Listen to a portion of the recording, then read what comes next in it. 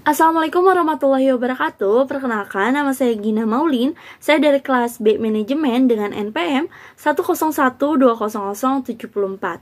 Di sini saya akan menjelaskan tentang supply chain management pada e-commerce.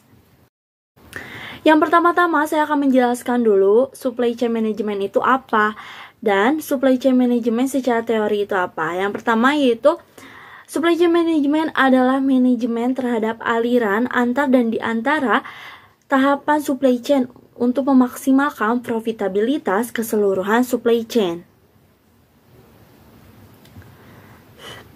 Secara singkatnya, supply chain itu adalah rantai pasok yang melibatkan beberapa aktivitas seperti sumber daya manusianya, informasinya, bahkan aktivitas untuk memindahkan produk atau jasa, baik itu secara virtual maupun fisik, dari pemasok hingga ke tangan pelanggan.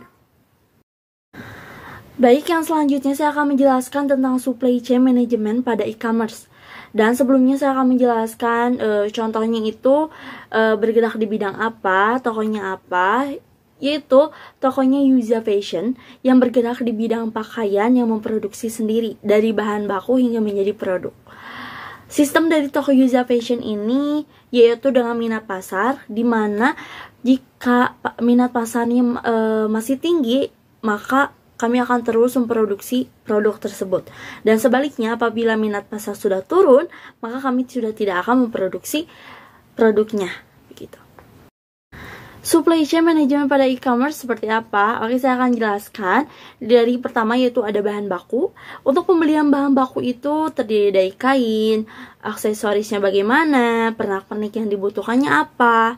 Lalu setelah selesai pembelian bahan baku, maka akan diberikan kepada pihak produksi atau konveksi agar dijadikan suatu produk yang layak untuk dijual.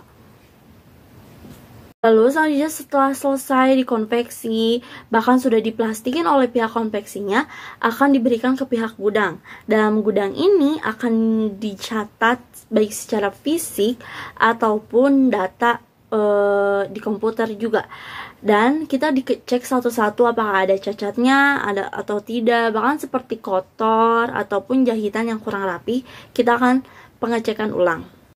Nah, setelah di gudang, kita akan melakukan ke step selanjutnya, yaitu ada e-commerce. Dalam e-commerce ini kita akan memposting bagaimana produk itu, dan setelah posting kita akan promosi agar meningkatkan traffic dan terjadinya konversi.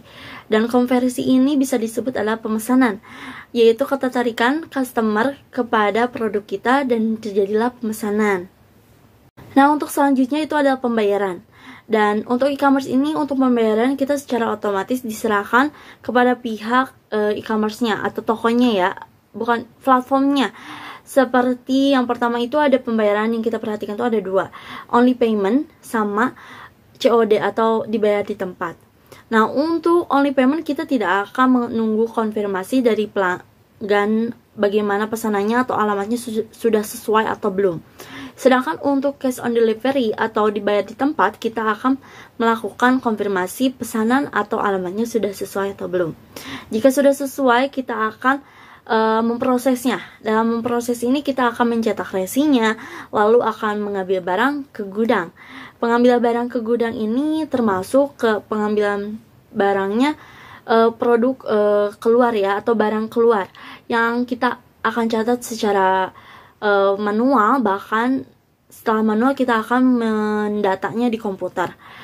Nah, untuk proses ini kita akan mengecek, mensortir apakah ada pakaian yang masih ada cacatnya atau ada pakaian yang jahitannya yang kurang rapi. Setelah kita ke gudang, kita langsung ke pengiriman.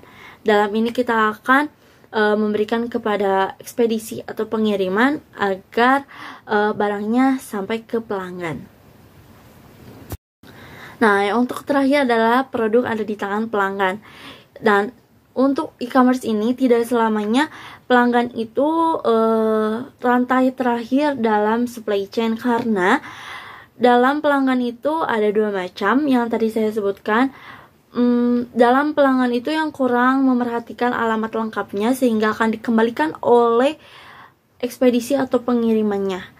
Dan yang kedua itu, jika terjadinya kecacatan dalam produknya yang kurang kita perhatikan, maka pihak pelanggan bisa meretur atau merefund pengembalian barang atau dana.